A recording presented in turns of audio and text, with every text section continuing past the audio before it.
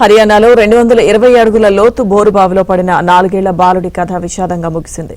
చిన్నారిని కాపాడేందుకు అధికారులు తీవ్రంగా ప్రయత్నించినప్పటికీ ఫలితం లేకుండా పోయింది. భారీ రెస్క్యూ ఆపరేషన్ చేపట్టిన అధికారులు 21 గంటల తర్వాత చిన్నారిని వెలికితీశారు. కానీ అప్పటికే మృతి చెందినట్లు వైద్యులు ధృవీకరించారు.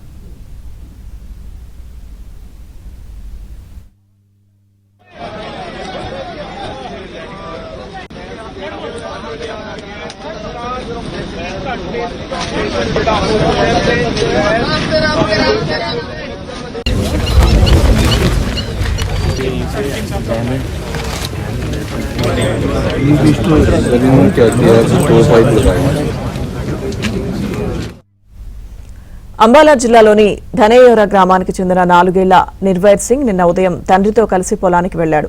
అక్కడ ఆడుకుంటూ సుమారు 220 అడుగుల లోతైన బోర్వెల్లో పడిపోయాడు.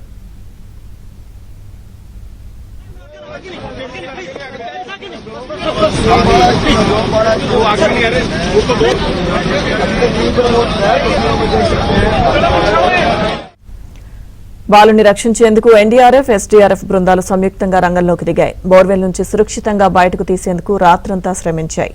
అయితే సుమారు 60 అడుగుల లోతు నుంచి బోర్వెల్లోకి నీరు చేరడంతో సహాయక చర్యలకు తీవ్ర అంతరాయం ఏర్పడింది.